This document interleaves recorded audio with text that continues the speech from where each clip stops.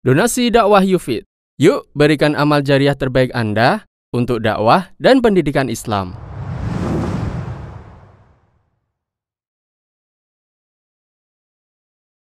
Kesyirikan di bulan Suro.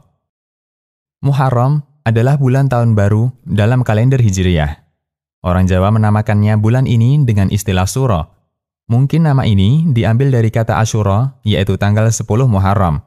Latar belakang diistimewakan hari Asyura karena pada hari tersebut dianjurkan bagi kaum muslimin untuk melakukan puasa. Hal menarik yang layak untuk dibahas di sini adalah keyakinan sebagian orang Jawa yang menganggap bulan ini sebagai bulan sial. Setiap orang yang punya agenda acara mau tidak mau harus ditunda bulan depan atau dibatalkan.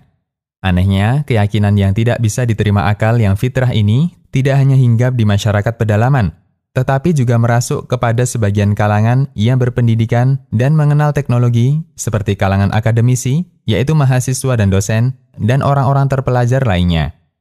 Andaikan tidak ada hubungannya dengan surga dan neraka, bisa dikatakan ini adalah satu adat yang biasa dan tidak perlu dibahas. Namun dalam kacamata agama Islam, keyakinan dan anggapan sial di atas termasuk salah satu bentuk perbuatan syirik. Satu dosa yang sangat besar, lebih besar dibandingkan dosa-dosa besar lainnya, dan kesyirikan tidak akan diampuni oleh Allah jika dibawa mati oleh pelakunya dan ia belum bertaubat kepada Allah. Mengerikan bukan? Lebih mengerikan lagi jika banyak orang yang melakukannya namun tidak memahami hukumnya.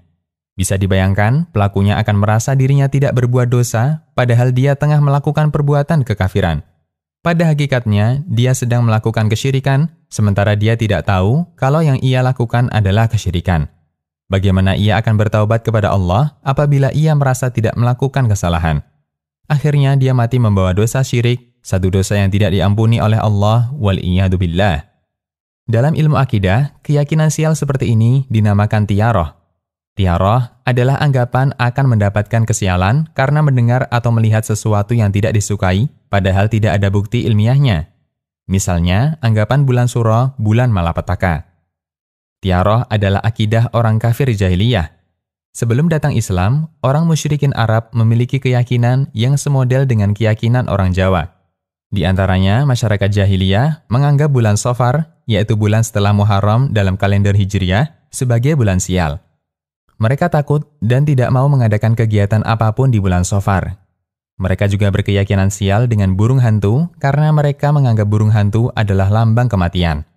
Jika hinggap di atas rumah, kemudian mematuk rumah tersebut, pertanda sebentar lagi akan ada anggota keluarga rumah tersebut yang akan meninggal. Ketika Islam datang, Nabi SAW menghapus keyakinan ini. Beliau bersabda, yang artinya, tidak ada penyakit yang menular dengan sendirinya. Tidak ada keyakinan sial karena sebab tertentu, tidak ada keyakinan tentang burung hantu, dan tidak ada kesialan bulan Safar. Hadis riwayat Bukhari dan Muslim.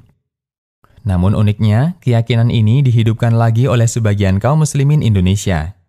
Hanya saja bulannya berganti. Jika masyarakat jahiliyah meyakini bulan Safar sebagai bulan sial, maka orang Jawa meyakini bulan Suro atau Muharram sebagai bulan sial. Hukum tiaroh. Nabi SAW bersabda, yang artinya, tiaroh adalah syirik, tiaroh adalah syirik. Beliau ulangi 3 kali. Hadis riwayat Abu Daud dan Turmudi. Dalam hadis ini, Nabi SAW menegaskan status perbuatan tiaroh dan beliau mengulanginya sebanyak 3 kali. Menunjukkan betapa pentingnya hal ini untuk diingatkan. Tiaroh dikatakan bentuk kesyirikan dan mengurangi tauhid seseorang karena dalam tiaroh terdapat 2 hal. 1. Memutus tawakal kepada Allah dan bertawakal kepada selain Allah. 2. Bergantung pada sesuatu yang tidak ada hakikatnya. Ulama menjelaskan bahwa hukum tiaroh sebagai perbuatan kesyirikan dirinci menjadi 2. A. Syirik kecil, yaitu tidak menyebabkan keluar dari Islam. Jika kejadian aneh, bulan Suro, burung hantu, atau yang lainnya dianggap sebagai sebab kesialan. Meskipun dia meyakini bahwa pencipta kesialan itu sendiri adalah Allah. Perbuatan ini digolongkan kesyirikan karena pelakunya bersandar pada sesuatu yang dia yakini sebagai sebab munculnya kesialan, padahal itu bukan sebab. B. Syirik besar, yaitu pelakunya diancam dengan kekafiran. Jika diyakini bahwa bulan Suro yang mengatur terjadinya kesialan, bukan Allah. Keyakinan ini sama dengan menganggap ada makhluk yang bisa mengatur alam dengan mendatangkan bencana atau sial. Qaulul Mufid, Syarah Kitab Tauhid. Pengaruh tiarah. Setiap orang yang terjangkit penyakit tiarah akan terjebak dalam dua keadaan yang dua-duanya tercela. Pertama, membatalkan agenda yang telah direncanakan karena takut akan tertimpa kesialan. Perbuatan ini sangat tercela karena persis sebagaimana yang dilakukan orang musyrik jahiliyah. Pelaku perbuatan ini telah terjerumus dalam kesyirikan yang statusnya sebagaimana rincian tentang syirik di atas. Nabi SAW bersabda, yang artinya, barang siapa yang membatalkan agendanya karena tiarah, maka dia telah berbuat syirik. Sahabat bertanya, lalu apakah tebusannya? Nabi SAW menjawab, ucapkan, Allahumma la khaira illa khairuka, wa la tayra illa tayruka, wa la ilaha ghairuka. Yang artinya, ya Allah, tidak ada kebaikan kecuali kebaikan darimu, tiada kesialan kecuali sial karena takdirmu, dan tiada Tuhan yang berhak disembah selain Engkau. Hadis riwayat Ahmad.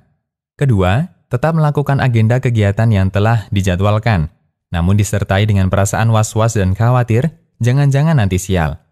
Kualitas nilai keburukannya lebih rendah dari yang pertama, namun keadaan ini bukti rendahnya kualitas tawakal dan tauhid pelakunya. Terapi untuk mengobati tiarah. Penyakit akidah yang sudah mendarah daging akan sangat sulit untuk bisa disembuhkan dan dihilangkan dalam sekejap. Sangat jarang ada orang yang bisa selamat dari penyakit tiarah ini. Bahkan para sahabat sendiri, manusia paling baik di umat ini, masih terjangkit penyakit ini. Sebagaimana Nabi SAW bersabda, yang artinya, tiarah adalah syirik, tiarah adalah syirik, sebanyak 3 kali. Kemudian Ibnu Mas'ud radhiyallahu anhu mengatakan, tidak ada seorang pun di antara kita kecuali terjangkit dalam hatinya penyakit tiarah ini. Hanya saja Allah menghilangkannya dengan tawakal kepadanya. Hadis riwayat Abu Daud dan Tirmidzi. Maksud perkataan Ibnu Mas'ud adalah munculnya perasaan was-was yang dialami para sahabat. Aunul Ma'bud Syarah Sunan Abi Daud. Namun kata sulit bukanlah alasan untuk tidak mengobati penyakit membahayakan ini. Ada beberapa cara yang bisa ditempuh untuk menterapi diri dari penyakit tiarah. 1. Memperdalam ilmu tauhid dan akidah. Karena dengan modal ilmu, seseorang bisa berjalan sesuai jalur yang syariat tentukan. 2. Memahami dan meyakini bahwa segala sesuatu yang ada di alam ini mutlak berada di bawah kehendak dan kekuasaan Allah Subhanahu wa Ta'ala. Tidak ada satupun makhluk yang bisa ikut campur. 3. Bertawakal dan pasrah sepenuhnya kepada Allah Subhanahu wa Ta'ala, sebagaimana yang dilakukan para sahabat. 4. Sering-sering memohon perlindungan kepada Allah dari bisikan dan gangguan setan, terutama ketika muncul perasaan khawatir dan was-was. Kemudian lindungi diri kita dari godaan setan dengan membasahi mulut ini dengan dzikir-dzikir yang sesuai syariat. 5. Jangan menggagalkan satu rencana yang sudah diagendakan disebabkan munculnya perasaan was-was, karena hal ini berarti menjerumuskan kita kepada kesyirikan. 6. Tetap optimis untuk meraih keberkahan dari kegiatan yang kita lakukan selama tidak melanggar syariat. 7. Jangan pedulikan komentar orang yang justru akan memperparah penyakit tiarah. Bergaulah dengan orang-orang yang bisa membantu kita untuk memperbaiki tauhid dan mempertebal tawakal.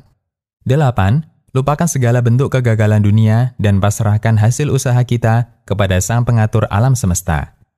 Demikian, semoga bermanfaat.